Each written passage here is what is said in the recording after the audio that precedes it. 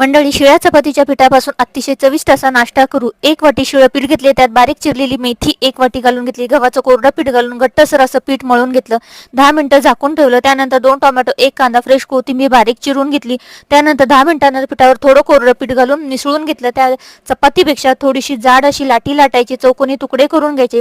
त्याला अशा पद्धतीनं फोल्ड करायचं, म्हणजे अशी डिझाईन तयार होईल.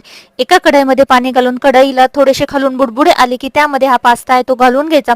3 मिनिटांमध्ये हा पास्ता आहे तो पाण्यावरती तरंगू लागतो. त्यानंतर एकदा दोनदा हलवून हलक्या हाताने हलवून घ्यायचा. 7 ते 8 मिनिटात हा पास्ता शिजल्यावर चाळणीवरती काढून घ्यायचा, मोकळा करायचा. एका पॅन मध्ये तेल घालून लसूण कट केलेली घालायची, कांदा टोमॅटो घालून थोडं पाणी घालून प्युरी शिजल्यावरती त्यावरती स्मॅशरने स्मॅश करून घ्यायची. तेल सुटेपर्यंत परतून घ्यायचं. वरती मेन्शन केलेले मसाले घालायचे. परत तेल सुटेपर्यंत परतायचं आणि त्यामध्ये पास्ता मिक्स करायचा. शिजतानाचं पाणी थोडंसं घालायचं, बटर घालायचं, कोथिंबीर घालायची आणि गरमागरम सर्व करायचं. अप्रतिम रेसिपी तयार होते.